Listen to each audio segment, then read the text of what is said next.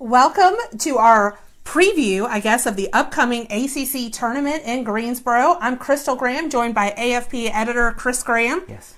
And welcome to our show. We're going to talk a little bit about the upcoming tournament that starts tomorrow in Greensboro. Yes. I know you have a whole team of contributors from Augusta Free Press headed to Greensboro. Yes, I will be heading down with Scott German tomorrow, and also Daniel Grogan, photographer, will be joining us by Wednesday night and Thursday when Virginia's playing. But tournament action tips off tomorrow at 4:30. A couple of games on the first round of action, and boy, it's going to be exciting to see how this goes out. A really interesting tournament field. And I'm not sure that we really have any idea how things are going to go. Well, you are no stranger to ACC tournaments, and throughout the United States, we've been to Brooklyn, but Greensboro, Tobacco Road is kind of where you love going and seeing the games in action. My question to you is, do you think any of the teams that are playing on Tuesday have any chance of advancing in the tournament and making a run for this? You know, North Carolina would seem to be the team with the best possibility of that being the case, just because, North Carolina is the 14 seed, which is interesting for me to say that, but they're a team that lost, I think it was 6 games this year by 3 points or less. It's a North Carolina team that, very competitive in a loss to Duke at home, lost in the last second in that game, lost in the last second in a game at home to Virginia as well. And so a team that has had opportunities for success against 2 of the top teams. I think they also played Florida State well back late in January. So it's a team that nobody really wants to play on Wednesday or Thursday just because they're a team that has capabilities. They've obviously had issues in late game situations a few times this season. But they're going to be a tough team to knock out of this tournament. So we want to get more insights from Chris Graham. But before we do, we invite you to ask questions as well. In addition to that, we want to thank our sponsor of our coverage of our ACC tournament in Greensboro. And again, another not stranger to Augusta Free Press, our friends at Bear Creek are sponsoring our coverage again this year. They sponsored our coverage all the way to the championship team last year. And of course said they're not sure they're going to get the same results this year, but they're going to take the ride with us. So no, I'm not. I don't have the same lack of confidence, apparently, that our good friends at Bear Creek have. This Virginia team, which we'll talk about, I'm sure, more later on, is as good as anybody in the country right now. So we'll see. They are certainly the hottest team in the country right now with 8 consecutive wins. I think 11 out of 12. Yes. You certainly wouldn't want to match up against them in the NCAA tournament bracket, that's for sure. So we do want to thank our friends at Bear Creek. Tired of struggling to get home projects completed? The shortage of craftsmen affects everyone. At Bear Creek, they say, we build cool stuff, but more importantly, we build people. By partnering with Bear Creek for your outdoor living project, you help them train craftsmen that build community and get projects done. More information on Bear Creek and their custom backyard structures is available at www.bearcreek.co. And again, that's .co. So thanks to Bear Creek again for your coverage. And I hope, like Chris, that we can see this all the way through to the Final Four. Where's the Final Four this year? Atlanta, and thanks to Bear Creek, too. We can make the read a little personal. We got a deck from Bear Creek on our back porch. And it's changed our lives. It's really transformed in the spring and summer and fall months particularly, but all year round. But in those warm weather months, we live outside in the evenings because of what Bear Creek has done for us. So personal testimonial, great job by those folks there. Okay, so back to the ACC tournament. We want to talk a little bit about going into this. We want to talk about Virginia, but first of all, Florida State secured the number 1 seed. I think a big surprise, though, was Virginia securing the number 2 seed. Yeah, because Florida State was solid, consistently all season long. So credit to that group. It's the first regular season championship actually for Florida State. They've won a conference tournament in the recent past, but first regular season championship for Leonard Hamilton in that program. And so congratulations to Florida State. And as an aside, Scott German and I got to chat for a couple of minutes one-on-one with Leonard Hamilton last year at the ACC tournament, actually on the day of when Florida State actually knocked out Virginia in that tournament. They were the last team to beat Virginia, the national championship Virginia, in 2019. And got to chat with him on the elevator. That's one of the things about staying in the media hotel. You get to have run-ins with in good ways with folks there. But Virginia was 4-4 on January 20th in the ACC after a 53-51 loss at home to NC State. Turns out that was the only loss in games decided by 3 points or less by this Virginia team. A 9-1 record in such games. 7-0 since February 11th for Virginia in games decided by 3 points or less, which is just tremendous. And it just unprecedented. And in fact, I ran the numbers on Virginia over Tony Bennett's first 10 years. Virginia only won 18 of those kinds of games by 3 points or less. 9 this year. So it tells you that, for those folks out there who are Virginia fans who've been wondering if your tickers are on the fritz because of all these late season games, and no, it's pretty much, we're all doing the same thing as far as that goes.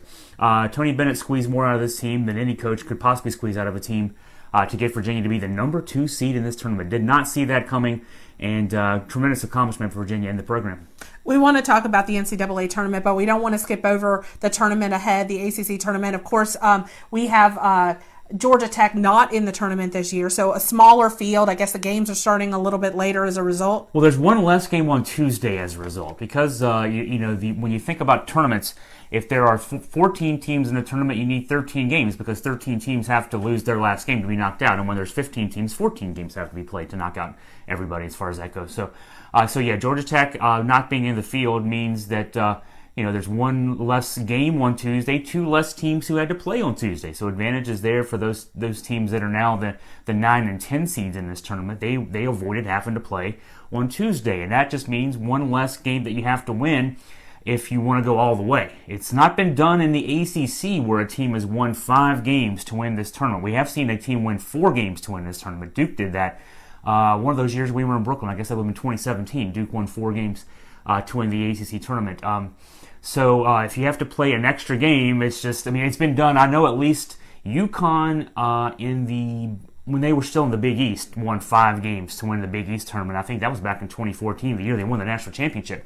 UConn entered that Big East tournament as a team that was on the bubble, probably the wrong side of the bubble for getting an NCAA bid. They took the mystery out by winning the automatic bid and then went ahead and won the whole thing. So it can be done, but it's certainly harder to be done when you have to play on Tuesday. So Virginia, of course, doesn't have to play until Thursday. I think the 7 o'clock game. That's correct. So they'll play the winner of?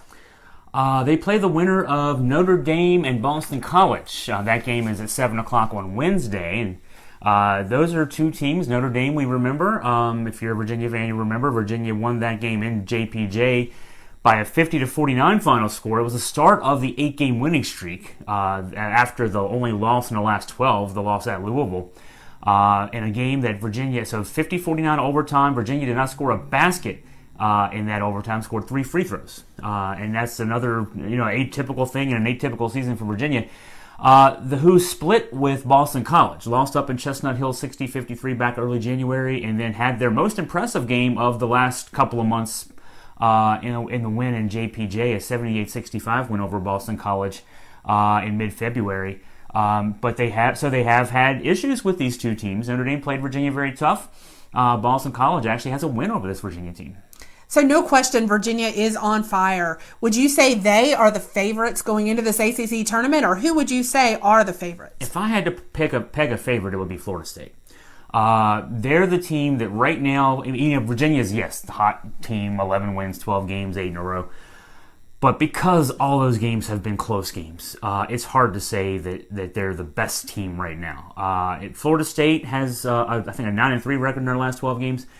And it just feels to me like if you had to say a favorite again, I'd say Florida State. And I hope I'm proven wrong. I mean, the orange and blue in me, I hope that it turns out that Virginia, gets a chance to play in that championship game and has a chance to win the championship. But Florida State is going to be likely a 2 seed in the NCAA tournament and a very deep team. Leonard Hamilton likes to play a lot of guys. Some coaches will shorten their benches when they get in the postseason and play 6-7 guys, maybe 5 starters and a couple guys off the bench. Leonard Hamilton will stick with his guns. He plays 10 guys 10 minutes plus a game, and he'll play 10 guys 10 minutes plus a game in the tournament. And what that does for him is it gives him, teams this time of year, have played at least 30 games. Some have played more than that.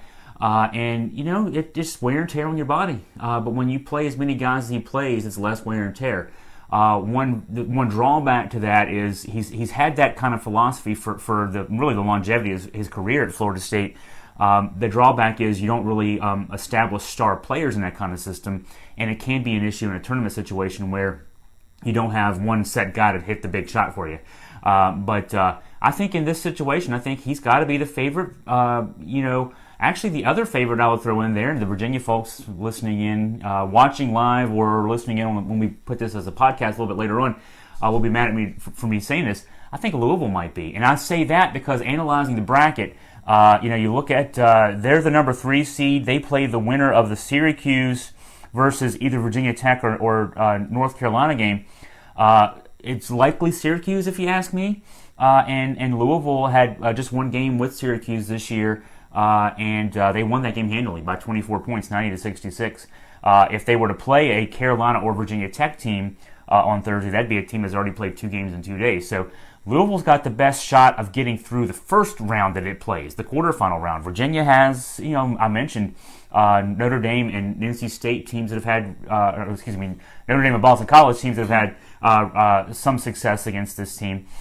Duke would have to likely play NC State, a team that they won by over 10 points, a double-digit win, and then a team that they lost by 22 points to. So up in the air for Duke as far as that goes, getting past the first round. And Florida State may have to play Clemson in their first game in the quarterfinal round, and they've recently lost to Clemson. So when you analyze the brackets, I'm kind of giving Louisville as my number 2 favorite just from a bracket analysis standpoint. I think that they have a slightly clearer shot of getting to the final than any of the other 2 teams, Duke or Virginia. So I like Florida State, like Louisville. If I had to go with a third favorite, I'd probably go with Virginia at that stage, the hot team right at this point. But after the top 2, and really after the top 1, I think it's a wide open. Well, let me even rephrase that. I think it's wide open as far as it goes. But Florida State would be my slight favorite looking at overall. Shifting gears to Virginia, since of course that's who you cover on a regular basis, we look at the fact that Mamadi Diakite, Kihei Clark, they have been hot, no question, pretty much this whole season, especially as you started on this 12-game run, this 11 of 12 wins. What do they need to do to get Virginia possibly in that championship game here at the ACC tournament? Well, consistent play from those 2 guys, also from Jay Huff, from Braxton Key. Tomas Woda-Tensai also will be an important part of this. Woda-Tensai, when Virginia was rolling there for a bit offensively, there was a stretch over 8 games where Woda-Tensai was averaging 13.3 points a game, 44.6% from three-point range, 46.7% from the field. That's when Virginia was playing its best offensive basketball. Over the last 4 games, though, he's actually only shot, I think it's 2 of 24 from the field. I have that number in my head, so I think that's right. And he's only hit 2 baskets and only scored 6 points in the last 4 games. And as a result, the last 4 games have been back to those nail biters where, from possession to possession, you don't know if Virginia's going to even get a shot off sometimes. And so I think Woda-Tensai is a key. Diakite has stepped up in that stretch, and so has Kihei Clark. In fact, I was making the case for Kihei Clark it was sort of a tongue-in-cheek case to be ACC Player of the Year, just because in the last 8 games he's averaged 12.3 points a game, I think it was, and improved his shooting from the field and from three-point range dramatically. Mamadi Diakite is in my opinion, the best 2-way player to the ACC. He only averages 13.7 points per game, but Virginia doesn't, as we all know, Virginia's tempo doesn't have a lot of possessions per game, and so if you extrapolate his numbers out to, say, the pace that Duke plays, he'd average, he'd be close to the league leader in average points per game. And he's also, in my opinion, he should have been the ACC Defensive Player of the Year. It's a bit of a miscarriage of basketball justice that he was not named the ACC Defensive Player of the Year today. But Jay Huff could be a key in this one as well. Jay, when he's at his best, he is among the best in the country. But unfortunately, he has games where he'll score 2 points and grab 2 rebounds and play 10 minutes because of ineffectiveness. So consistent play from Huff, continued strong play from Diakite and Kihei Clark, and I think good shooting from Tomas Woda-Tensai and Braxton Key. He just does what he does. He's the guy on this team. He reminds me of Jason Williford, the assistant coach under Tony Bennett, and has been there for the entirety of Tony Bennett's run. When Jason played at UVA, we called him the glue guy. He just did things. He got rebounds, played defense, passed the ball, didn't make mistakes, and that's what Braxton does. So if you get those guys playing as a unit, I think this Virginia team's ceiling is pretty high. So outside of the play, there's a lot of fun involved with covering the ACC tournament. You've broken down Virginia very well, and I think covered every question I was going to ask you in that last analysis. But for people who have never been to the ACC tournament, especially as a member of the media, you talked a little bit earlier about how you bumped into a coach in the elevator, but talk a little bit about that. I've been lucky enough to go with you a couple of times to New York for 2 years for the ACC tournament. But for people who have never been there, you are sitting courtside behind people like John Feinstein. Yeah. Well, in the 2 years we went to New York, we didn't stay in the media hotel, and we are going to stay this year. Scott and I are going to stay in the media hotel, and so you didn't get that great experience because, of course, the media hotel in New York, you might as well we might have had a mortgage or put a second mortgage on our house to be able to afford that. But at Greensboro, it's much more affordable to do those kind of things, and the media hotel is great. I remember Jeff Fife covered a tournament with me back the first time we came back in 2013. And he was all excited about running into Jim Boeheim, sipping coffee and reading the newspaper, sitting there in the lobby. Things like that. Things like last year, Scott German and I down in Charlotte. Scott wanted to get into the heated pool to get some relaxation on. I think it was the semifinal Friday. And working out in the pool was Zion Williamson. He was coming. If you remember, he was still recovering from that late season injury, and all of a sudden there's Zion down there in the pool going through some things just to kind of get ready for that game that night. There's things like that all the time. And behind the scenes, you're hanging out with the likes of the John Feinsteins of the world, the America's quintessential sports writer, in my opinion. I remember walking down, going back and getting some of those media snack goodies that you get, and walking back down the tunnel, fist bumping the Cav man, and then 5 feet later, Dickie V's walking out and saying, "Oh my God, this is awesome, baby! This is awesome!" And just it is an amazing scene. And I've actually gotten my hand on 2 loose balls in the last 4 years. There was one where a shot was blocked, and I didn't just catch it to catch it. I caught it to protect my computer because the carom was coming out right at my laptop. And last year, rolled a ball back, actually caught a ball and threw it back to the referee, and then had a player land. It was in Brooklyn. It was the year before. A player landed in my lap. That was in the Virginia Tech Notre Dame game. I'm trying to think of the player, Farrell from Notre Dame. That's kind of hazy, but I remember the picture. Actually, Seth Megginson, AFP contributor, sent a screenshot within a couple of minutes of that happening, and it was me and Tucker McLaughlin with our eyes real big because that player's getting ready to land on us. So, it's interesting. You really see things differently from the perspective there. For me, as a kid growing up, I used to skip school on the Friday of the ACC tournament quarterfinals back when we only had 8 teams in the conference, and Friday was the big day. The rare times you had to go to school. I remember my teachers, teachers in the elementary school would bring the big TVs in on those big trays, and we would watch the games and have to do schoolwork those days. And I think of those days when I'm sitting there courtside.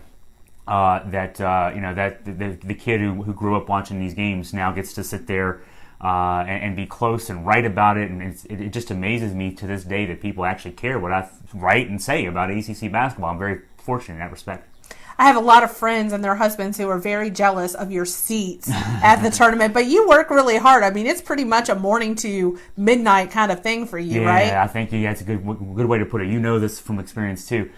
Tuesday this year, tomorrow for us, is only 2 games because of the Georgia Tech being out of the tournament this year. But then Wednesday, feel sorry for me, folks. Wednesday, we get to the arena probably about 10:30, 10:45. The first game tips off at noon. We will be there. The last game doesn't tip off until about 9:20, maybe 9:30, depending on how late the first game of the second session goes. When you account for post-game work that we do, because we don't leave when the game's over. When I'm a broadcaster and I do broadcast work for ESPN3, ESPN Plus, game's over, I go home. Writers, you're just starting to work. So, Scott German and I will do a post-game Facebook Live, and then we'll write some stories, and we'll get start getting ready for the next day. And we won't leave the arena that night until 12:30 or 1. So we start at 10:30. We're there until 12:30 or 1, and then Thursday starts all over again because there's 4 more games on Thursday. So we're back at 10:30. We'll be there until 12:30 or 1, and of course for us, Virginia plays Thursday. That's the big game. We're there, hopefully the first of games for Virginia. That means there would be more. By the time Friday's here, so we've already watched at that point 10 games, already watched and covered 10 games. Fortunately, the Friday games aren't until 7 o'clock. You sleep a lot because you're exhausted. I mean, when you think about it, during the season, you cover a game on Tuesday, you cover a game on Saturday, and that's what you do. And then in between, you write stuff about the games that either just happened or are coming up. We're watching 10 games in 3 days. I remember being in Brooklyn and that Friday when we could have gone into Manhattan and been tourists, and you said, what do you want to do? And I'm just like, honestly, let's get some lunch and let's sleep. Yeah, we got lunch in Brooklyn and we went a couple blocks and got lunch. Exactly, right? Yeah, none of that crazy stuff. Okay, so I want to shift gears just a little bit. Obviously, AugustaFreePress.com is your place to come to for coverage throughout the ACC tournament. You'll have photos from Dan Grogan. You'll also have analysis right from Greensboro, from you and Scott German. So definitely tune in to Augusta Free Press throughout the week. We'll do our best to send out newsletters and things of that nature to update you as well. So we just also want to quickly talk about looking ahead to the NCAA tournament. Clearly, at one time this season, Virginia was still seen as a bubble team. That's not the case anymore. Where do you see Virginia falling in the NCAA tournament? I mean, depending on what happens in Greensboro this week, if Virginia goes out and loses its first game, they might fall to the 7 seed line. Right now, it seems like the consensus from the folks that I'm looking at it from a bracketology standpoint have Virginia as a 6 seed. I've seen as high as a 5 from others. I won't argue with any of that. I think Virginia fans now know too. Virginia, having the banner up in JPJ reminds you that the most important thing isn't the seed, because from one year to the next, we were the number 1 overall national seed 2 years ago, lost to UMBC.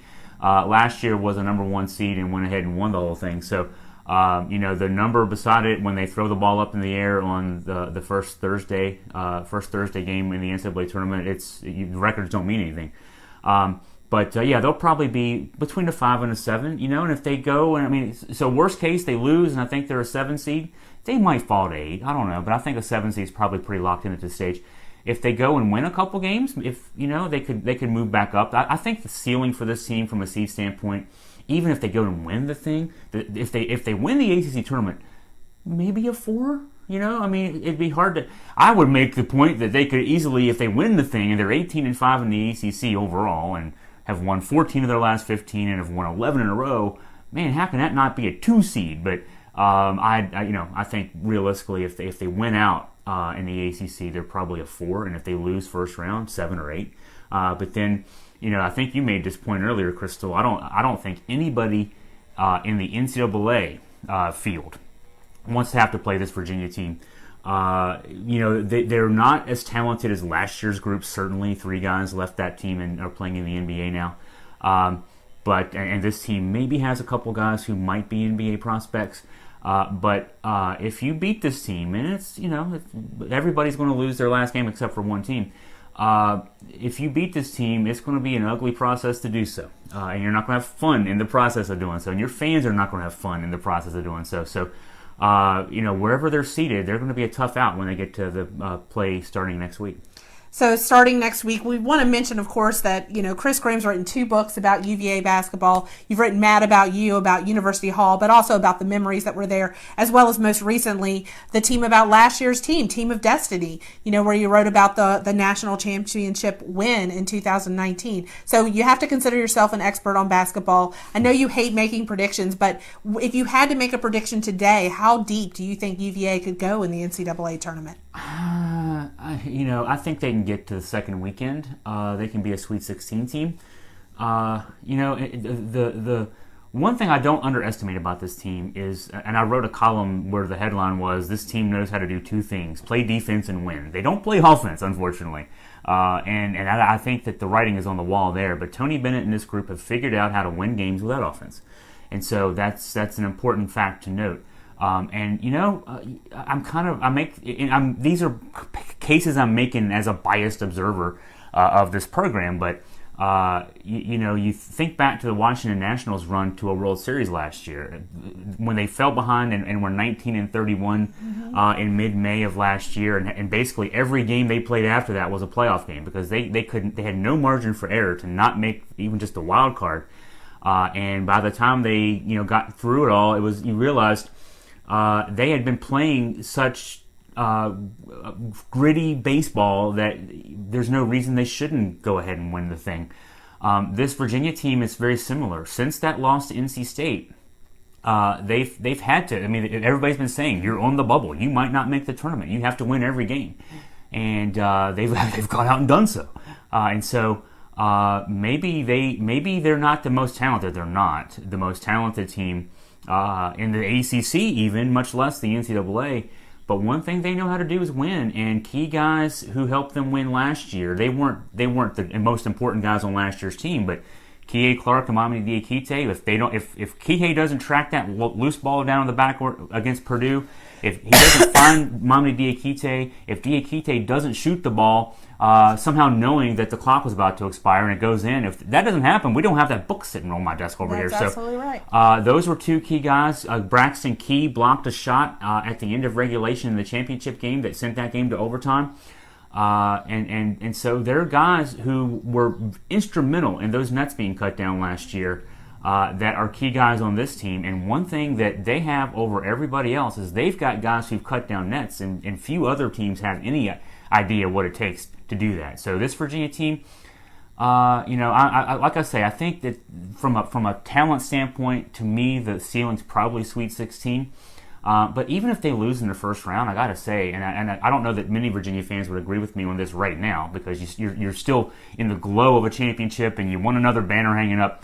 But I admire the heck out of this year's Virginia team. They've gotten more out of themselves than any team I've ever covered, whether it be basketball, football, baseball, anything I've ever been a part of. This team has gotten more out of itself than any of those teams. And they've been a lot of fun. Honestly, it's been as much fun covering this team, maybe even a little more so than last year's team. And last year's team cut down banners. I've got confetti upstairs in my podcast studio because of last year's team. This year's team has outworked anything I've ever seen. So congratulations to them already. I hope they can go far. The ceiling's probably a little lower than last year's team, but it should still be a fun ride. So Virginia is no longer on the bubble, as we said, but NC State and Notre Dame, what do they have to do to actually get into the tournament, in your opinion? I think Notre Dame probably has to win the ACC tournament. Both those teams have 19-12 records. Both are 10-10 in the ACC. That's where the similarities end. Notre Dame, I just ran the numbers, and I'm doing this from memory, but if my memory serves, 2-7 in what they call Quadrant 1 wins and 2-4 in Quadrant 2 wins. So 4-11 overall against the top two tiers of games this year. NC State 4-5 records in both those realms, 8-10 overall. So that's not a great resume. I'm not sure NC State even is a guaranteed team to get in right now. I think they're very much on the bubble. But Notre Dame has to win. I think it has to win the tournament, I don't think that they have any avenue really for even winning a game or two and then sneaking in on the bubble from there. If I'm NC State, your first game, looking at this here, Wake Forest and Pitt is the game that plays into them on Wednesday. They cannot afford a loss in that first Wednesday game. If NC State loses the first game, they're done. If they win that first game, I'm not still sure if I lose the next game to Duke, that's on Thursday at 2:30. I don't know that I sit easy until Sunday, Selection Sunday at 6:30, and finding out my results. I think if NC State is able to win on Wednesday and then able to upset Duke on Thursday, that'd be 2 wins over Duke. That'd be another Q1 win. I would feel really good if I were NC State at that stage. So I don't know that they need to win the ACC tournament, but I think they have to be playing Friday night. I wouldn't still feel 100% certain if they lose in the semifinals, but I'd feel pretty certain that they would get there. But Notre Dame, again, from Notre Dame on down, everybody else has to win out. And you know what? There's possibilities there that something like that might happen. So I know AFP contributor Jerry Carter has asked you this question before. I'm going to wrap up with the same question. Worldwide, there's obviously a scare over coronavirus. The ACC women's tournament went on without a hitch this past weekend. NC State winning that in a nail-biter of a game that I actually was fortunate enough to watch. It was a great game. But the NCAA tournament, the NCAA tournament's on the horizon. The ACC tournament coming up starting tomorrow. Have there been any talks about coronavirus and any impact on fans attending this game? No, not that I've seen. And of course, look at my watch right now. 1:30 on Monday. Not to say I'm not looking every time I get a new email that there might not be something like that. In fact, we've seen other leagues in North American sports leagues discussing things still as regards. There's an outside possibility that you could see some games played eventually. We're not hearing anything this week, so. But some games could be played in front of limited crowds or something like that. What I'm reading right now, and this is not related to the ACC tournament, there are discussions in the NBA and NHL about changing the access for reporters to the teams in a way that, and the ACC tournament could. This is where I can bring in the ACC tournament, where media for the NBA and NHL would only be able to access coaches and players in like a main media room. And for those of us college sports writers, that's often the case anyway. At UVA games at JPJ, for example, you don't get access to the locker room. They bring players in to the main media room. So the idea being just to limit the interactivity, limit the proximity, because your locker rooms are closed or smaller environments. I've not seen the ACC say anything about that. It would not surprise me if that ends up being the case between now and Tuesday, the next 24 hours. But as far as fans, I'm not hearing anything of that nature. And I would think that if there was anything being offered on the horizon coming up, that they would have already dealt with that issue. Now, to say for the news continues, we continue hearing every day. In fact, we just posted an item about a half hour ago on the AFP site about a third case in Virginia. I don't know personally that the numbers right now in North America justify closing everything down, but if such measures are necessary, they'll play the games just in front of no crowds. I mean, we're seeing that. I believe there's an Italian soccer league that played its games yesterday in front of basically, just on the pitch with no spectators. So that's probably the extent of it. I'm not sure. Again, I'm not sure in North America that we're anywhere near that yet. But this situation is something that I'm literally updating my email and updating my status on Google News, looking up things, as often as I can, because I think this is a rapidly evolving situation. All right. For Augusta Free Press, I'm Crystal Graham, joined by Chris Graham. Again, we want to invite you to follow our coverage on AugustaFreePress.com, as well as our Facebook and Twitter pages throughout the tournament. Chris, as well as our photographer and Scott German, will be providing insight and photographs kind of to take you to the scene there in Greensboro throughout the week, and hopefully the weekend. You'll be there at least as far as Virginia goes in the tournament. So, and then again, follow the aftermath for the NCAA tournament after Selection Sunday. We'll kind of see where Virginia matches up and that kind of thing. We want to again thank our sponsor of our coverage in Greensboro. That's our friends Brian and Victoria Miniger with Bear Creek Home. Again, you can check them out, Bear Creek Outdoor Living, at www.bearcreek.co. Thanks again for tuning in, and have a great day.